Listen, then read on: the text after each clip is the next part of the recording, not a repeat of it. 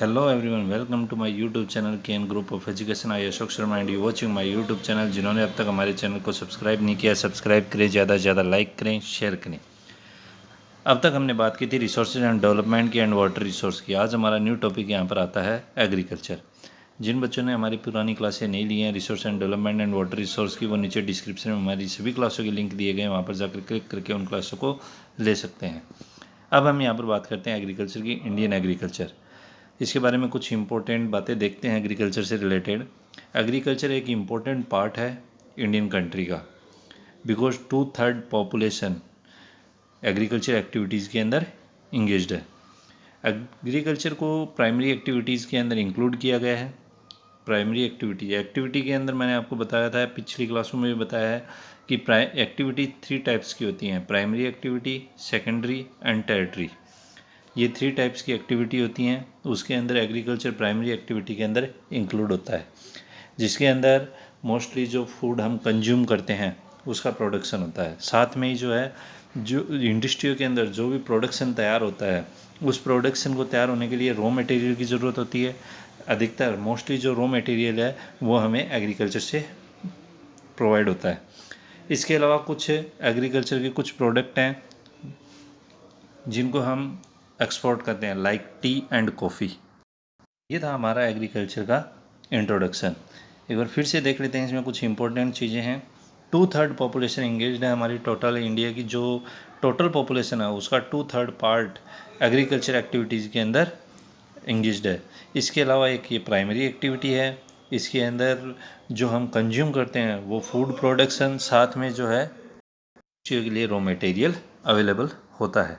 ये था हमारा एग्रीकल्चर का इंट्रोडक्शन। अब हम बात करते हैं टाइप ऑफ फार्मिंग।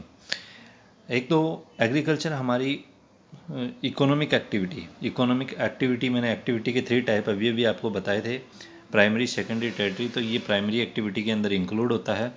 ये एक पुरानी इकोनॉमिक एक्टिविटी है हमारी कंट्री की, एग्रीकल्चर। ब्रिटिश टाइम में भी हमारी जो है एग्रीकल्चर के दौरान ही हमारी एक पहचान बनी थी। उसी के अंदर ब्रिटिश गवर्नमेंट ने यहाँ पर एग्रीकल्चर के लिए ही स्टार्टिंग में यहाँ पर अपनी ब्रिटिश एम्पायर को इस्टेब्लिश किया था। इसके साथ में ही एग्रीकल्चर में इन सालों में बहुत सारे चेंजमेंट अपने को देखने को मिले हैं। ये सभी चेंजमेंट अपने फिजिकली, एनवायरमेंटली, टेक्निकली या फिर सोशली, इन सब चीज़ों के कारण जो है ये सब चेंजमेंट अपने को देखने को मिले हैं। इसके अलावा जो है फार्मिंग, अब हम यहाँ पर टाइप ऑफ फार्मिंग की बात करते हैं तो सब्सटेंस, जीवन निर्वाह से लेकर कॉमर्शियल टाइप, जो हमारी मैन फार्मिंग है वो सब्सटेंस टू कॉमर्शियल टाइप होती है। जो एक तो होती है जीवन निर्वाह के लिए और दूसरी होती है कॉमर्शियल, जिससे हमारा इनकम लेवल बढ़ सके। इन 2 तरीके की फार्मिंग मोस्टली जो है होती है। लेकिन फिर भी यहाँ पर हम कुछ अलग टाइप्स यहाँ पर देखेंगे इस चैप्टर के अंदर कि कौन कौन सी हमारे यहाँ पर एग्रीकल्चर की जो टाइप्स हैं वो देखने को मिलती हैं। एग्रीकल्चर के अंदर हमने अब तक इंट्रोडक्शन, साथ में टाइप्स ऑफ एग्रीकल्चर की बात की। टाइप्स ऑफ एग्रीकल्चर के अंदर हमारे एट प्रेजेंट इंडिया के अंदर अलग अलग तरीके की जो टाइप्स देखने को मिलती हैं। फर्स्ट अपना आता है primitive substance farming, second intensive substance farming और थर्ड आता है अपना कॉमर्शियल फार्मिंग। मैंने आपको एक तो बताया था सब्सटेंस फार्मिंग और दूसरा बताया था कॉमर्शियल फार्मिंग। सब्सटेंस फार्मिंग के बारे में मैंने ये बताया था जीवन निर्वाह के लिए, और कॉमर्शियल फार्मिंग के लिए बताया था जो हमारी इनकम लेवल को इंक्रीज़ करता है उसके लिए। तो अब सब्सटेंस फार्मिंग के अंदर 2 टाइप आ गए हमारे पास, प्रीमेटिव और इंटेंसिव। हम यहाँ पर सबसे पहले बात करते हैं primitive substance farming.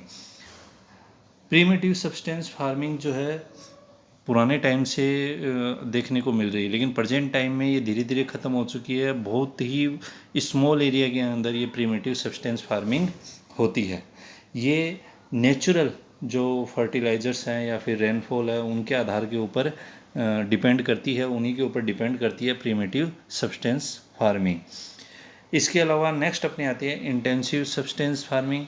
Intensive substance farming एक ऐसे एरिया के अंदर की जाती है जहाँ पर पॉपुलेशन जो है बहुत ज़्यादा हो। उस एरिया के अंदर कुछ जो अपनी इरिगेशन है या फिर अपने फर्टिलाइज़र्स हैं उनको यहाँ पर डालकर इसका प्रोडक्शन को बढ़ाया जाता है, वो होती है अपनी इंटेंसिव सब्सटेंस फार्मिंग। प्रीमिटिव में तो टोटल नेचुरली डिपेंड है, इंटेंसिव में हम जो है मॉडर्न टेक्निक के ऊपर डिपेंड होते हैं। नेक्स्ट अपना आता है कॉमर्शियल फार्मिंग। कॉमर्शियल फार्मिंग भी अपनी जो है मॉडर्न टेक्निक के ऊपर डिपेंड होती है।